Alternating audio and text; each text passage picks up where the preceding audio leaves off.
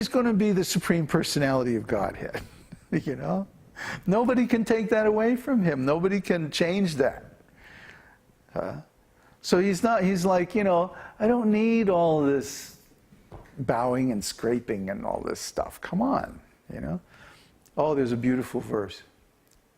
Krishna says, when my consort approaches me or reproaches me in a sulky mood, it steals my mind from the reverent chanting of the Vedas.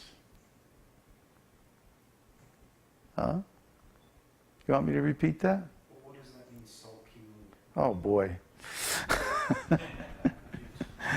Okay, consort means girlfriend. Okay, reproach means criticize, find fault with. Huh? And sulky means like, you know, pouty, sort of, you know, yeah, drawing little signs on the ground with their feet, you know. Right? See, well, because we study this rasa, we know all these things, huh? What this means. So, when Krishna's girlfriend is like, you know, Krishna, you've been at the assembly house all day, hanging out with those kings. Don't you want to talk with me? Huh? Krishna is like, oh boy, here's my chance. He likes that more than all of this, you know, reverence and ritual and pomp and circumstance and all this stuff. See? It's not that we're disrespectful to Krishna. Oh, quite the opposite. Because there's, if you think about it, there's a deep connection between love and sacredness, love and worship. You know, worship and love, and you know, even in a conjugal mood, are very, very similar emotions.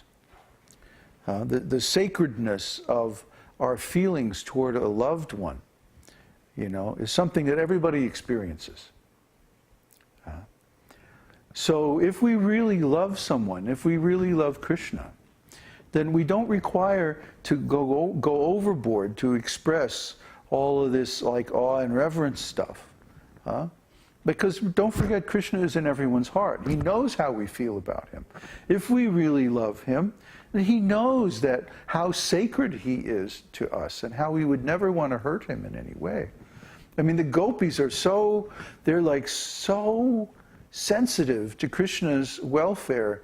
It's like there's a shloka by the gopis, well, this is really intimate, but anyway, where the gopis say, Krishna's lotus feet are tinged with the color of red lotuses. And his lotus feet are so sensitive that we hesitate to place them on our breasts, because our breasts are so hard that it causes the color to change. So, I'm not going to explain that.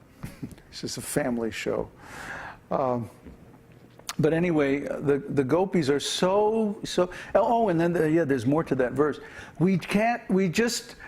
We're on like pins and needles of anxiety all day when Krishna is in the forest with the cows, thinking that he might step on some thorns or sticks or rocks with his soft lotus feet. See? This is how the gopis feel about Krishna.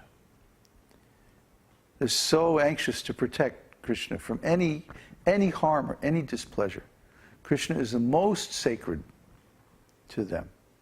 Yet, when Krishna plays his flute on the night of the rasa dance, and all the gopis go out in the woods and meet him there, Krishna, first thing he says is, oh, well, thank you very much for coming out here and meeting me. Now you can all go home. Because actually, you know, young girls have no business being out in the forest in the middle of the night. So you better go home and take shelter of your families and like that, you know, so you won't be exploited by any young rascals.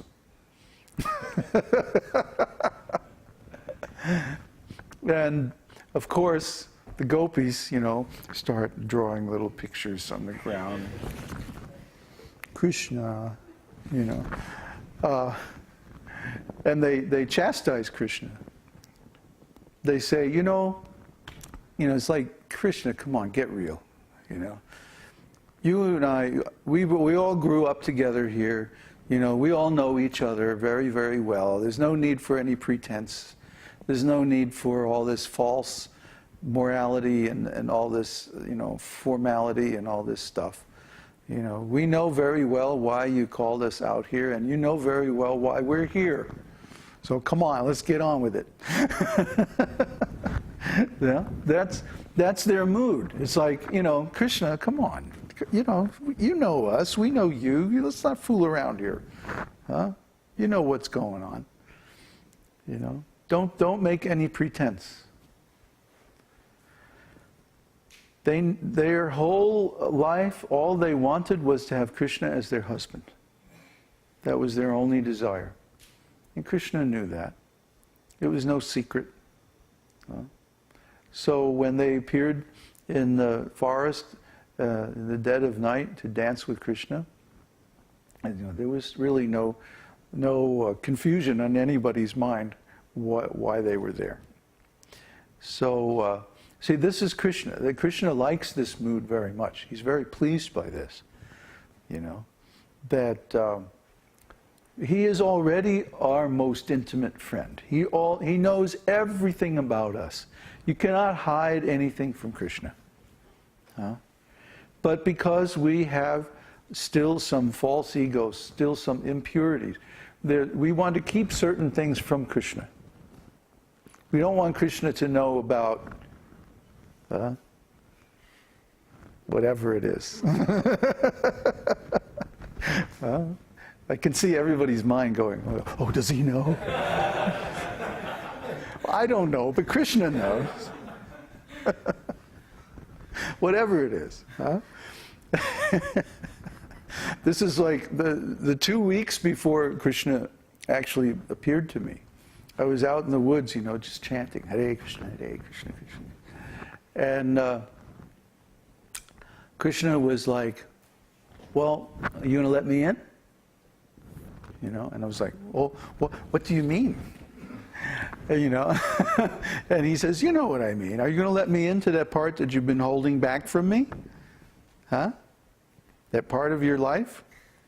And I was going, well, it's not exactly like, he said, look, don't worry about that. I know everything. I'm already a part of that. I'm in everything that you do, everything that you think, everything that you feel.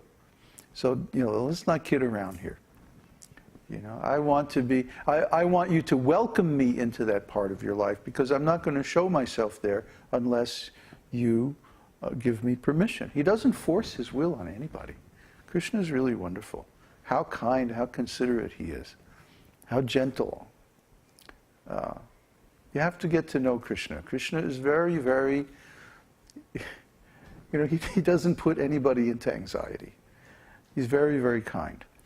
So if we want to keep a piece of ourselves, a part of our lives, separate from Krishna, he'll respect that. But we won't get prema. Because for prema, Krishna wants us to surrender completely. Surrender everything. Let him into all parts of our life. Let down all the barriers, all the walls, and just welcome him completely. That's what Krishna wants. But you can't do that if you have this idea of awe and reverence, that, oh, Krishna is so great, and I'm fallen, and blah.